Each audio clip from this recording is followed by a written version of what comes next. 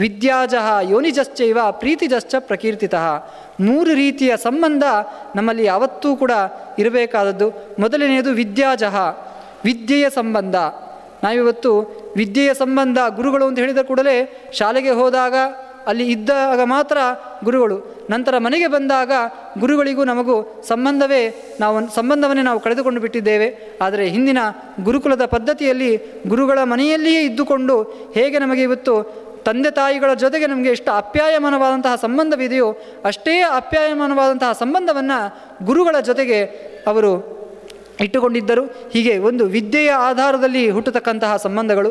ಮತ್ತೊಂದು ಯೋನಿಜಃ, ಅವರಿಂದ ಜನ್ಮವನ್ನು ಪಡೆಯುವ ಮೂಲಕವಾಗಿ ತಂದೆ ತಾಯಿ ಮಕ್ಕಳು ಮೊದಲಾದಂತಹ ಒಂದು ವಿಸ್ತೃತವಾದಂತಹ ಒಂದು ಕುಟುಂಬ.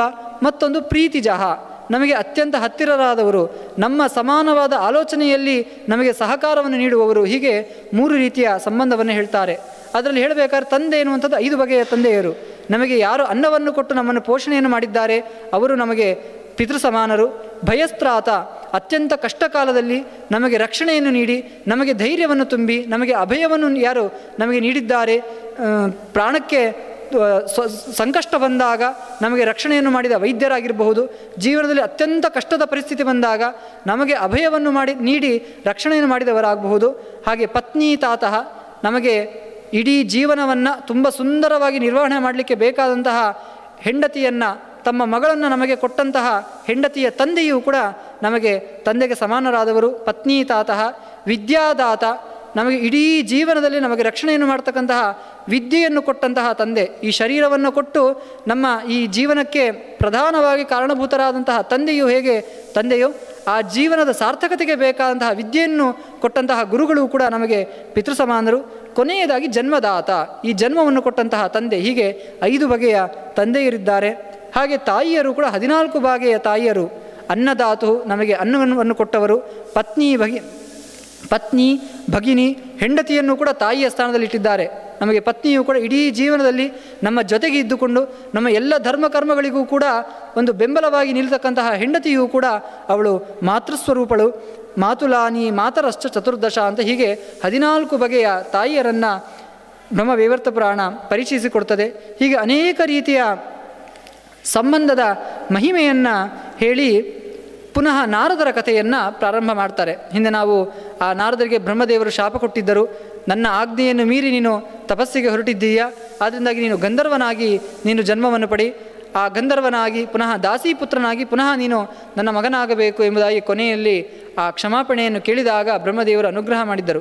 ಆ ಕಥೆಯನ್ನು ವಿಸ್ತಾರವಾಗಿ ನಿರೂಪಣೆ ಮಾಡ್ತಾ ಹೋಗ್ತಾರೆ.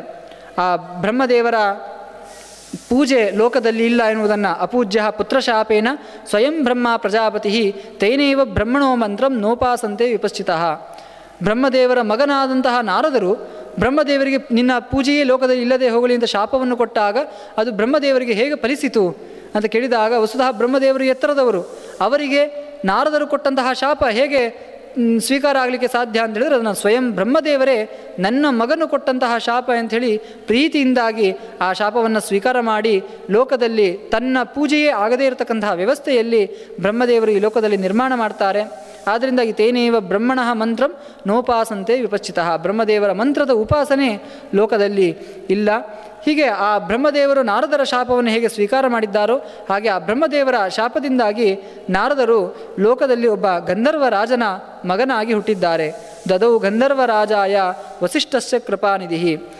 ಪುಷ್ಕರ ಎನ್ನತಕ್ಕಂತಹ ಕ್ಷೇತ್ರದಲ್ಲಿ ಒಬ್ಬ ಗಂಧರ್ವ ರಾಜ ತನಗೆ ಮಕ್ಕಳಿಲ್ಲದೆ ಭಗವಂತನ ಅನುಗ್ರಹವನ್ನು ಪಡೆಯಬೇಕು ಅಂಥೇಳಿ ರುದ್ರದೇವರನ್ನು ಕುರಿತು ತಪಸ್ಸನ್ನು ಮಾಡ್ತಾ ಇರ್ತಾನಂತೆ.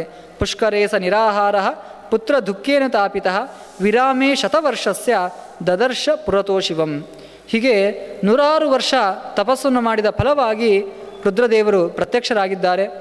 ರುದ್ರದೇವರು ಪ್ರತ್ಯಕ್ಷರಾಗಿ ಸಂಹರ್ತಾರಂ ಚ ಸರ್ವೇಷಾಂ ಕಾಲಂ ಮೃತ್ಯುಂಜಯಂ ಪರಂ ಅಂತ ತುಂಬ ಸುಂದರವಾದ ಸ್ತುತಿಯನ್ನು ಮಾಡ್ತಾನೆ ಆ ಗಂಧರ್ವರಾಜ. ಆ ಸಂಹಾರ ಶಕ್ತಿ ಎನಿಸದಂತಹ ಆ ರುದ್ರದೇವರಲ್ಲಿ ಅವನು ಪ್ರಾರ್ಥನೆಯನ್ನು ಮಾಡುವಂಥದ್ದು, ನನಗೆ ಮಕ್ಕಳಿಲ್ಲ ಆ ಪುತ್ರ ಸಂತಾನವನ್ನು ನೀಡಬೇಕು.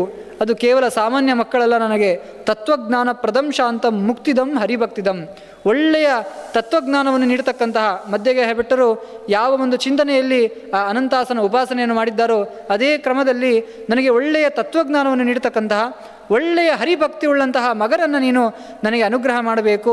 ಸಯಾಚೆ ಹರಿಭಕ್ತಿಂ ಪುತ್ರಂ ಪರಮ ವೈಷ್ಣವಂ, ನನಗೆ ಪರಮ ವೈಷ್ಣವನಾದಂತಹ ಭಗವಂತನ ಮೇಲೆ ಒಳ್ಳೆಯ ಭಕ್ತಿ ಶ್ರದ್ಧೆ ಜ್ಞಾನವನ್ನು ಸಂಪಾದನೆ ಮಾಡಿದಂತಹ ಒಳ್ಳೆಯ ಮಗನನ್ನು ನೀನು ಅನುಗ್ರಹ ಮಾಡಬೇಕು ಅಂತ ಹೇಳಿದಾಗ ರುದ್ರದೇವರು ಪರೀಕ್ಷೆ ಮಾಡ್ತಾರಂತೆ. ವರಯಾನ್ಯಂ ವರಂ ವತ್ಸ ಯತ್ತೇ ಮನಸ್ಸಿ ವಾಂಛಿತಂ ಇಂದ್ರತ್ವಂ ಅಮರತ್ವಂ ವಾ ಬ್ರಹ್ಮತ್ವಂ ಲಭದುರ್ಲಭಂ. ಕೇವಲ ಒಂದು ರುದ್ರದೇವರು ಪ್ರತ್ಯಕ್ಷರಾಗಿದ್ದಾರೆ. ಈ ರುದ್ರದೇವರ ಮುಂದೆ ಲೌಕಿಕ ಕಾಮನೆ ಎನಿಸ್ತಕ್ಕಂತಹ ಈ ಪುತ್ರ ಸಂತಾನವನ್ನು ಯಾಕೆ ಕೇಳ್ತಿದ್ದೀಯಾ? ನಿನಗೆ ಶಾಶ್ವತವಾದಂಥ ಇಂದ್ರ ಪದವಿಯನ್ನೇ ಕೊಡ್ತೇನೆ, ನಿನಗೆ ಅಮರತ್ವವನ್ನೇ ಚಿರಜೀವಿತ್ವವನ್ನೇ ನಿನಗೆ ನಾನು ಅನುಗ್ರಹ ಮಾಡ್ತೇನೆ, ಈ ಸಾಮಾನ್ಯ ವರಗಳನ್ನು ಯಾಕೆ ಕೇಳ್ತೀಯಾ ಅಂತ ಆ ರುದ್ರದೇವರು ಹೇಳ್ತಾರೆ. ಅವನಲ್ಲಿ ಯಾವ ರೀತಿಯ ಫಲಕಾಮನೆ ಇದೆ ಎನ್ನುವುದನ್ನು ಪರೀಕ್ಷೆ ಮಾಡೋದಕ್ಕೋಸ್ಕರ ರುದ್ರದೇವರು ಈ ರೀತಿಯಾಗಿ ಕೇಳಿದಾಗ ಆಗ ಆ ಗಂಧರ್ವರಾಜ ಹೇಳ್ತಕ್ಕಂತಹ ಮಾತು, ಸುಖೇನ ಸರ್ವಂ ದಾಸ್ಯಾಮಿ ಹರಿದಾಸ್ಯಂ ತ್ಯಜಧ್ರುವಂ. ಅಲ್ಲ, ಆ ಸುಖಕ್ಕೆ ಕಾರಣವಾಗ್ತಕ್ಕಂಥ ಯಾವುದನ್ನು ಬೇಕಾದರೂ ಕೊಡ್ತೀನಿ ಅಂತ ಹೇಳ್ತಿದೆಯಾ, ಆದರೆ ಭಗವಂತನ ದಾಸ್ಯ, ಭಗವಂತನ ತತ್ವಜ್ಞಾನ, ಭಗವಂತನ ಅನುಗ್ರಹಕ್ಕೆ ಕಾರಣವಾಗ್ತಕ್ಕಂತಹ ಪರಮ ವೈಷ್ಣವನಾದಂತಹ ಪುತ್ರ ಸಂತಾನಕ್ಕಿಂತ ಆ ಇಂದ್ರತ್ವ ಆಗಿರಬಹುದು, ಆ ಅಮರತ್ವ ಆಗಿರಬಹುದು ಯಾವ ಒಂದು ಲೆಕ್ಕ. ನದಾಸ್ಯ ಸೀದಂ ಚೇತ್ ಶಂಭೋಹೋ ವ್ರರಂ ದುಷ್ಕೃತಿನಂ ಚ ಮಾಂ. ಅತ್ಯಂತ ದುಷ್ಕೃತವಾದಂತಹ ಜನ್ಮಾಂತರಗಳಲ್ಲಿ ನಾವು ತಪಸ್ಸನ್ನು ಮಾಡಿ ಪಡೆಯಬಹುದಾದದ್ದು ಭಗವಂತನ ದಾಸ್ಯ, ಭಗವಂತನಲ್ಲಿ ಶ್ರದ್ಧೆ, ಭಗವಂತನಲ್ಲಿ ಪ್ರೀತಿ. ಅದಕ್ಕೆ ಕಾರಣವಾಗ್ತಕ್ಕಂತಹ ಪರಮ ವೈಷ್ಣವನಾದಂತಹ ಆ ಪುತ್ರ ಸಂತಾನಕ್ಕಿಂತ ನನಗೆ ಈ ಇಂದ್ರತ್ವ ಆಗಿರಬಹುದು, ಅಮರತ್ವ ಆಗಿರಬಹುದು, ಅದು ಯಾವುದೂ ಕೂಡ ನನಗೆ ಬೇಡ, ಅದು ಯಾವುದನ್ನು ಕೂಡ ನೀನು ನನಗೆ ಕೊಡುವುದಿಲ್ಲ ಅಂತ ಹೇಳಿದ್ರೆ ನನಗೆ ನಿನ್ನ ಅನುಗ್ರಹವೇ ಬೇಡ ಅಂತ ನಿರಾಕರಣೆಯನ್ನು ಮಾಡ್ತಾನೆ. ಆಗ ರುದ್ರದೇವರಿಗೆ ಇವನಿಗೆ ಭಗವಂತನ ಮೇಲೆ ಇರ್ತಕ್ಕಂತಹ ಪ್ರೀತಿ, ಭಗವಂತನ ತತ್ವಜ್ಞಾನದಲ್ಲಿ ಇರ್ತಕ್ಕಂತಹ ಶ್ರದ್ಧೆ ಅದೆಲ್ಲವನ್ನು ಕೂಡ ನೋಡಿ ಪರಮ ವೈಷ್ಣವನಾದಂತಹ ಶುದ್ಧ ಸಾತ್ವಿಕ ಗುಣಗಳಿಂದ ತುಂಬಿದಂತಹ ಒಳ್ಳೆಯ ಮಗನನ್ನು ಅನುಗ್ರಹ ಮಾಡ್ತಾನೆ. ಹರಿಭಕ್ತಿಂ ಹರೇರ್ದಾಸ್ಯಂ ಪುತ್ರಂ ಪರಮ ವೈಷ್ಣವಂ ಚಿರಾಯುಷಂ ಚ ಗುಣಿನಂ ಶಶ್ವತ್ ಸುಸ್ಥಿರ ಯೌವನಂ. ಒಳ್ಳೆಯ ಭಕ್ತಿ, ಭಗವಂತನಲ್ಲಿ ದಾಸ್ಯ ಭಾವನೆಯಿಂದ ಕೂಡಿದ ವಿಧೇಯನಾದಂತಹ ಪರಮ ವೈಷ್ಣವನನ್ನು ನಾನು ನಿನಗೆ ಅನುಗ್ರಹ ಮಾಡ್ತೇನೆ ಅಂತ ಆ ರುದ್ರದೇವರ ಅನುಗ್ರಹದಿಂದಾಗಿ ಆ ಗಂಧರ್ವರಾಜ ತನ್ನ ಹೆಂಡತಿಯಲ್ಲಿ ಒಬ್ಬ ಮಗನನ್ನು ಪಡಿತಾನೆ. ಆ ಮಗನ ಹೆಸರು ಉಪಬರ್ಹಣ ಅಂಥೇಳಿ, ಅಂದರೆ ಆ ನಾರದನೇ ಈ ಗಂಧರ್ವರ ಮಗನಾಗಿ ಉಪಬರ್ಹಣನಾಗಿ ಹುಟ್ಟಿದ್ದಾನೆ. ಆ ಉಪಬರ್ಹಣ ಹುಟ್ಟಿನಿಂದಲೂ ಕೂಡ ಅತ್ಯಂತ ವಿಧೇಯನಾದಂತಹ ಪರಮ ವೈಷ್ಣವನಾದಂತಹ ನಿರಂತರವಾಗಿ ಭಗವಂತನ ನಾಮಸ್ಮರಣೆ ಚಿಂತನೆಯಲ್ಲಿ ಕೊಡಿದಂತಹ ವ್ಯಕ್ತಿ. ಆ ಇಡೀ ಜೀವನವನ್ನು ಭಗವತ್ ಚಿಂತನೆಯಲ್ಲಿ ತೊಡಗಿಕೊಂಡು ಸಾಧನೆಯ ಮಾರ್ಗದಲ್ಲಿ ಹೊರಟಿರ್ತಕ್ಕಂತಹ ಈ ಉಪಬರ್ಹಣನಿಗೆ ಮಾಲಾವತಿ ಎನ್ನತಕ್ಕಂತಹ ಒಬ್ಬ ಚಿತ್ರರಥ ಅಂತ ಒಬ್ಬ ರಾಜ, ಆ ಚಿತ್ರರಥನ ಮಗಳಾದಂತಹ ಮಾಲಾವತಿಯ ಜೊತೆಗೆ ಈ ಉಪಬರ್ಹಣನ ಮದುವೆ ಆಗ್ತದೆ. ಅವಳು ಕೂಡ ಅತ್ಯಂತ ಸಾತ್ವಿಕವಾದಂತಹ ತಪೋನಿಷ್ಠವಾದಂತಹ ಜೀವನವನ್ನು ನಡೆಸಿದವಳು. ಈ ಉಪಬರ್ಹಣ ಮತ್ತು ಚಿತ್ರರಥ ಇಬ್ಬರೂ ಕೂಡ ಸೇರಿ ಸಾತ್ವಿಕವಾದಂತಹ ಜೀವನವನ್ನು ತೊಡಗಿ ಯಾವುದೇ ರೀತಿಯ ಸುಖ ಭೋಗಗಳಿದ್ದರೂ ಕೂಡ ಅದನ್ನು ತಮಗೆ ಎಷ್ಟು ಬೇಕೋ ಅತ್ಯಲ್ಪವಾದಂತಹ ಸುಖವನ್ನು ಭೋಗವನ್ನು ಅನುಭವಿಸಿಕೊಂಡು ಇಡೀ ಜೀವನವನ್ನು ಭಗವಂತನ ಚಿಂತನೆ, ಭಗವಂತನ ತಪಸ್ಸಿನಲ್ಲಿ ತೊಡಗಿದವರು.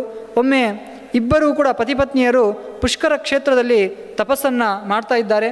ಆ ಸಂದರ್ಭದಲ್ಲಿ ಆ ಪುಷ್ಕರದಲ್ಲಿ ರಂಬೆಯ ದರ್ಶನ ಆಗ್ತದೆ. ರಂಬೆ ಆ ಮಾರ್ಗದಲ್ಲಿ ಹೋಗಬೇಕಾದ್ರೆ ಆ ರಂಬೆಯ ಸ್ವರೂಪ, ಅವಳ ಸೌಂದರ್ಯವನ್ನು ನೋಡಿ ಈ ಉಪಬರ್ಹಣ ಮೋಹಿತನಾಗಿ ಹೋಗ್ತಾನಂತೆ. ಅವಳ ಮೋಹಕ್ಕೆ ಒಳಗಾಗಿ ಅವನ ಆ ಬ್ರಹ್ಮಚರ್ಯ ನಿಷ್ಠೆ ಅದೆಲ್ಲವೂ ಕೂಡ ಅಲ್ಲಿ ಜಾರಿ ಹೋಗ್ತದೆ. ಆ ಜಾರಿ ಹೋದಾಗ ಅದನ್ನು ತನ್ನ ಅವಸ್ಥೆಯನ್ನು ನೋಡಿ ತನಗೆ ಪಶ್ಚಾತ್ತಾಪ ಆಗ್ತದಂತೆ. ಇಡೀ ಜೀವನದಲ್ಲಿ ತನ್ನ ಹೆಂಡತಿಯನ್ನು ಬಿಟ್ಟು ಬೇರೆ ಯಾರನ್ನೂ ಕೂಡ ಕೆಟ್ಟ ದೃಷ್ಟಿಯಿಂದ ನೋಡದೆ ಆ ಬ್ರಹ್ಮಚರ್ಯವನ್ನು ಸಂಪಾದನೆ ಮಾಡಿಕೊಂಡು ಬಂದವನು ಇವತ್ತು ಆ ರಂಬೆಯ ಒಂದು ದರ್ಶನದಿಂದಾಗಿ ನನ್ನ ಎಲ್ಲ ಪುಣ್ಯವನ್ನು ಕೂಡ ಹ್ರಾಸ ಮಾಡಿಕೊಂಡೆ, ನನ್ನ ಬ್ರಹ್ಮಚರ್ಯ ಶಕ್ತಿಯನ್ನೇ ನಾನು ನಾಶ ಮಾಡಿಕೊಂಡೆ ಅಂತ ತನ್ನ ಮೇಲೆ ಅವನಿಗೆ ಜಿಗುಪ್ಸೆ ಬಂದು ತಾನೇ ಯೋಗ ಶಕ್ತಿಯಿಂದಾಗಿ ಪ್ರಾಣವನ್ನು ಅಲ್ಲೇ ತ್ಯಾಗ ಮಾಡಿಬಿಡ್ತಾರಂತೆ. ಅತ್ಯಂತ ಧರ್ಮನಿಷ್ಠನಾಗಿ ಯಾವತ್ತೂ ಕೂಡ ಪಾಪವನ್ನೇ ತಾನು ಮಾಡಬಾರದು ಅಂತ ಅತ್ಯಂತ ನಿಶ್ಚಲನಾಗಿ ಇದ್ದವ ಆ ಉಪಬರ್ಹಣ. ಆದರೆ ತನ್ನಿಂದಾಗಿ ದೊಡ್ಡ ಅಪರಾಧ ಆಯಿತು. ತಾನು ಮಾಡಿದ ಎಲ್ಲ ಪುಣ್ಯ ಈ ಬ್ರಹ್ಮಚರ್ಯ ನಾಶದಿಂದಾಗಿ ಅದು ನಶಿಸಿ ಹೋಯಿತು ಅಂತ ಬೇಸರದಿಂದಾಗಿ ಯೋಗ ಶಕ್ತಿಯಿಂದಾಗಿ ತಾನು ಪ್ರಾಣವನ್ನೇ ಕಳೆದುಕೊಳ್ತಾನಂತೆ. ಹೀಗೆ ಕಾಡಿನಲ್ಲಿ ಆ ಮಾಲಾವತಿ ಮತ್ತು ಆ ಉಪಬರ್ಹಣರಿದ್ದಾರೆ. ಆ ಉಪಬರ್ಹಣ ಯೋಗ ಶಕ್ತಿಯಿಂದಾಗಿ ಮರಣವನ್ನು ಹೊಂದಿದ್ದಾನೆ. ಅವನ ಶರೀರವನ್ನು ನೋಡಿ ಮಾಲಾವತಿ ತುಂಬ ದುಃಖವನ್ನು ಅನುಭವಿಸ್ತಾಳೆ. ತನ್ನ ಗಂಡ ಎದ್ದೇಳ್ತಾ ಇಲ್ಲ, ಮರಣವನ್ನು ಹೊಂದಿದ್ದಾನೆ, ಅವನು ಯಾವ ಕಾರಣದಿಂದ ಮರಣನಾದ, ತುಂಬ ದುಃಖವನ್ನು ಅನುಭವಿಸ್ತಾಳೆ. ತುಂಬ ವಿರಹದ ಮಾತುಗಳನ್ನು ಹೇಳ್ತಾಳೆ. ಸಾಧುನಾ ಸಹ ಸಂಸರ್ಗ ವೈಕುಂಠಾದಪಿ ದುರ್ಲಭ ಅಹೋ ತಾತಃ ಅತಿ ವಿಚ್ಛೇದ ಮರಣಾದಪಿ ದುಷ್ಕರ. ಭಗವಂತ ಸಜ್ಜನರ ಸಂಘ ಎನ್ನುವಂಥದ್ದು ಜನ್ಮ ಜನ್ಮಾಂತರಗಳಲ್ಲಿ ನಮಗೆ ಸಿಗುವಂಥದ್ದು. ಅಂಥದ್ರಲ್ಲಿ ನನಗೆ ಪತಿದೇವನಾಗಿ ಈ ಉಪಬರ್ಹಣ ಸಿಕ್ಕಿದ್ದ. ಇಡೀ ಜೀವನವನ್ನು ಸಾತ್ವಿಕವಾದ ಭಗವತ್ ಶ್ರದ್ಧೆಯಲ್ಲಿ ಈ ಜೀವನವನ್ನು ನಿರ್ವಹಿಸಿದ. ಪ್ರತಿ ಕ್ಷಣದಲ್ಲಿಯೂ ಕೂಡ ಸಜ್ಜನರ ಸಂಪರ್ಕ ನನಗೆ ಈ ಗಂಡನಿಂದಾಗಿ ಸಿಕ್ಕಿತ್ತು.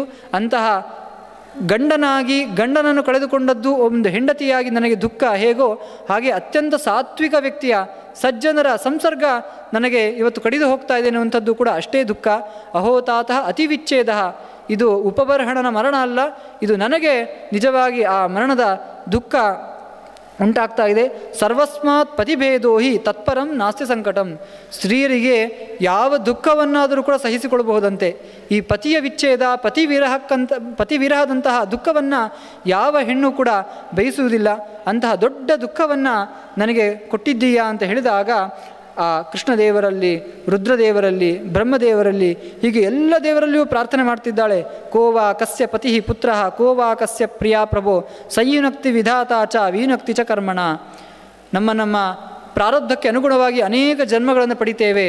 ಆ ಅನೇಕ ಜನ್ಮಗಳಲ್ಲಿ ಅನೇಕ ರೀತಿಯ ವ್ಯಕ್ತಿಗಳ ಸಂಪರ್ಕ ಆಗ್ತದೆ. ಒಂದೊಂದು ಜನ್ಮದಲ್ಲಿ ಒಬ್ಬೊಬ್ಬರು ನಮಗೆ ತಂದೆಯರಾಗಿ ಸಿಗ್ತಾರೆ, ತಾಯಿಯರಾಗಿ ಸಿಗ್ತಾರೆ, ಹೆಂಡತಿಯಾಗಿ ಸಿಗ್ತಾರೆ, ಗಂಡನಾಗಿ ಸಿಗ್ತಾರೆ. ಮಕ್ಕಳನ್ನು ಬೇರೆ ಬೇರೆ ಜನ್ಮದಲ್ಲಿ ಬೇರೆ ಬೇರೆ ರೀತಿಯ ಮಕ್ಕಳನ್ನು ಪಡಿತಾರೆ. ಆದರೆ ಒಳ್ಳೆಯ ಮಕ್ಕಳನ್ನು ಪಡೆಯಬೇಕು, ಒಳ್ಳೆಯ ಗಂಡನನ್ನು ಪಡೆಯಬೇಕು ಅಂತ ಹೇಳಿದರೆ ಅನೇಕ ಜನ್ಮಾಂತರಗಳ ಪುಣ್ಯ ಇದ್ದರೆ ಮಾತ್ರ ಸಿಗಲಿಕ್ಕೆ ಸಾಧ್ಯ.